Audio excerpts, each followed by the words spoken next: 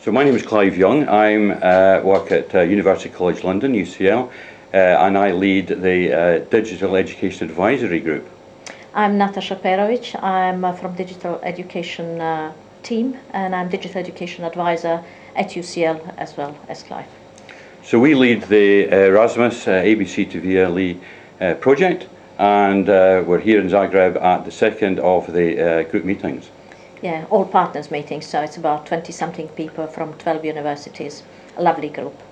So it's quite a big group actually. We've got us and 12 partners from lots of different countries, and so we're discussing really. People have been working with ABC for about a year now, and so we're discussing what we do next and the latter part of the project, bringing things together.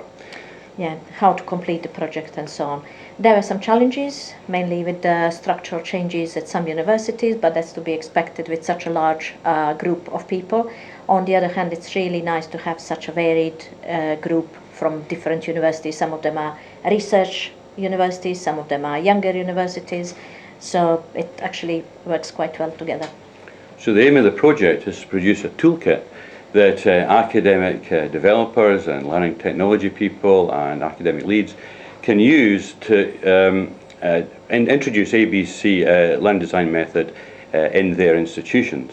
So a lot of discussion yesterday was what's the kind of nature of that pack, and because there's so many different people working on this across the project, everyone's got different kind of ideas.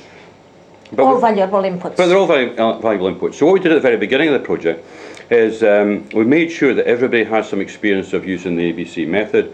Myself and Natasha, we did some workshops with 4 of the partners, and all the other partners, I think, had already been using ABC to some level within their institution. So we've all got this kind of common core of using the same, really, learning design method.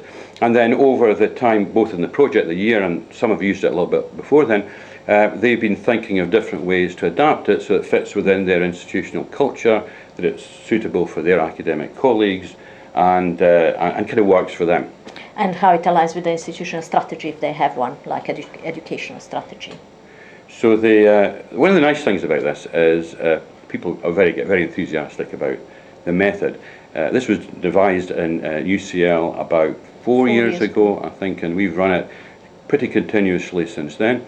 And it works really well for our colleagues. We're a big research university, so our academic colleagues, they don't have really a lot of time for learning design, and yet we're asked them to do quite major digital transformation in the university, become a much more blended campus, for example, for the courses to be much more research orientated, that type of thing. So what ABC does is provide a very quick method for them particularly to review their courses, but if they've got new programs as well, as a group. So we get groups of academics in together.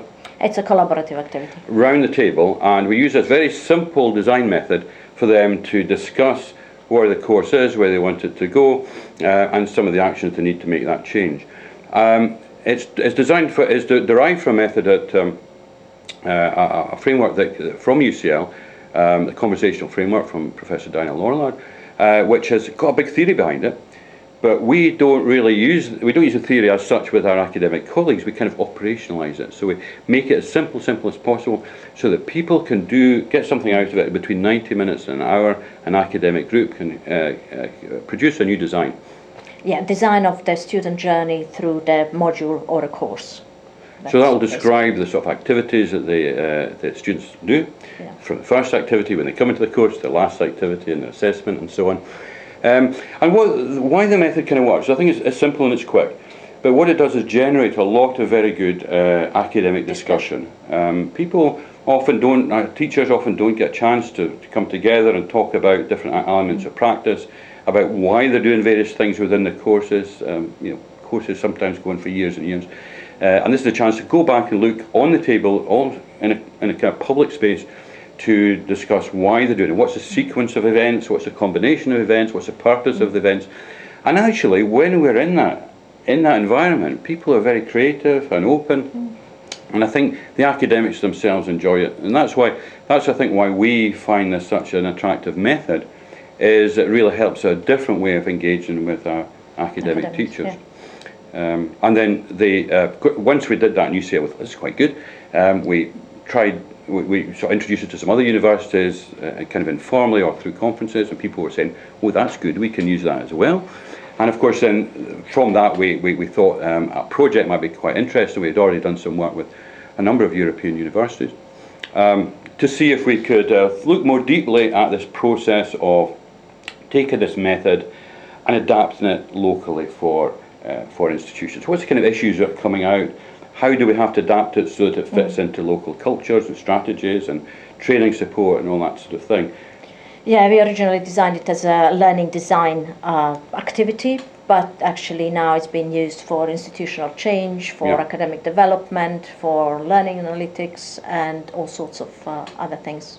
Yeah, so what we're doing in the project is kind of picking up those different themes. And it's quite complicated because we've got quite a lot of different people involved in this, and people are all doing different things. But we've got this kind of common core, and it's looking at the core plus the variants. But the idea is that so somebody kind of new can coming in and look at the kind of toolkit and the support materials and say, oh, this is really interesting, this is a really interesting method. What do I have to think about in order to bring this into my institution? And on the way, we're doing translations and more support materials and videos and things like that to help people. Follow-up, pre-workshops, all sorts. Yeah.